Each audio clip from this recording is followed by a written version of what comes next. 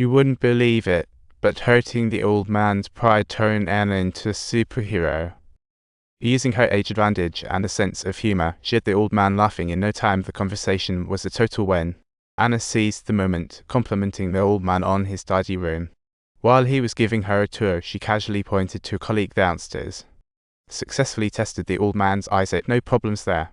But when the assistant was about to leave, Anna decided to keep chatting with him. She was peeling back the layers and unexpectedly uncovered some super important intel.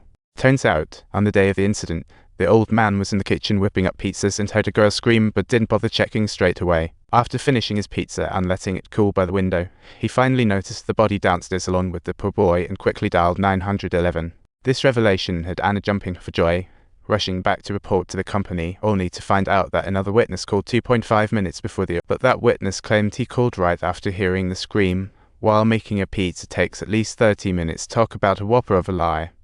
Knowing the truth, they rushed to the grocery for an investigation.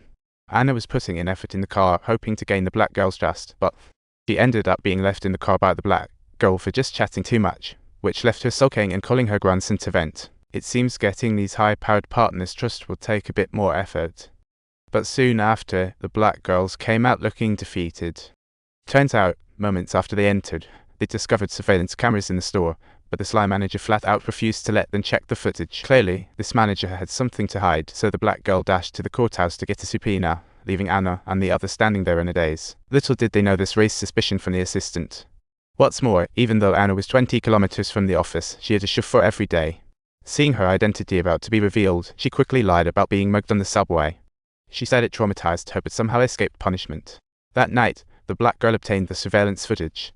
But instead of finding evidence of the manager's lies, they discovered footage of the disabled boy stealing from the shelves. Talk about a major blunder. Even with solid evidence, the boy's mom refused to believe it, and the black girl was completely powerless. She knew if they presented that video in court tomorrow, they couldn't win. Faced with the boy's mother's pleas, even Anna was at a loss. When everyone thought it was settled, the drama unfolded. Next morning, Anna's grandson, learning a veneer slip, played a clever trick. He made some simple tweaks to her ID and tossed in news of the subway mugging. Wow, sounds pretty legit. Little did they know this helped Anna think of another possibility. The next day, the case opened Anna alone at the grocery store. The manager's wife didn't recognize her since she never came in before. She skillfully got her hands on the photo. Back in court, the black girl immediately compared the two photos. It turned out the victim was the same height as Anna, but in the photos, their heights were clearly different. This meant the grocery store's footage had been tampered with. The manager's son started to panic, and the black girl noticed the oddity. She immediately announced the original footage was sent for forensic analysis. The truth was about to surface. Under the black girl's strong presence, the manager's son Mark finally confessed. On his 18th birthday, drunk and rejected, he pushed her in anger, knocking her into a rock. At that moment, the disabled boy walked by, saw the blood, and froze in his tracks. Mark quickly dashed back into the store to grab a condom and tried to frame the disabled boy. The case finally came to light. Although they won in the end, Anna wasn't even a little happy after going through 2 court battles. She was clearly the MVP, yet still couldn't win the black girl's trust. So when work ended, she boldly approached her. She expressed her frustration directly about recent days. Faced with Anna's complaints, the black girl was speechless. She could only watch Anna leave sadly, realizing her mistake afterward, yet couldn't bring herself to apologize. At that moment, the straightforward assistant couldn't stand it any longer, continuously urging the black girl. The black girl had no choice but to compromise and prepare to call and apologize. But then the assistant picked up Anna's leftover dinner. Eventually, the black girl made her way to Anna's apartment. She knocked for ages but no one answered. Just as she was about to turn away, Anna unexpectedly opened the door. Seeing the room's true state, the black girl set aside her pride, apologized to Anna, and promised to improve their relationship. After saying that, she left, shutting the door. Anna and her grandson got excited instantly.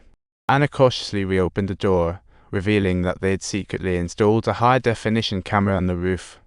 The footage revealed they successfully obtained the unlock code for the black girl's phone, and that emotional outburst was all part of Anna's plan.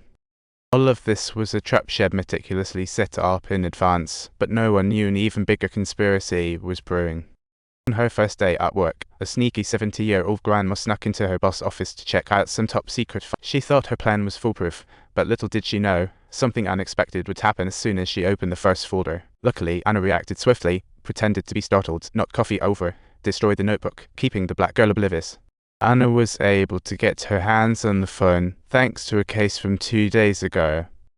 This time, the victim was constantly harassed at work, which led to her dismissal, an opportune moment for Anna.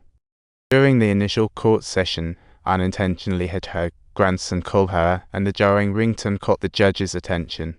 She pretended to be unable to turn her phone off, which infuriated the judge, and the phone got shoved into the chair, just what Anna planned.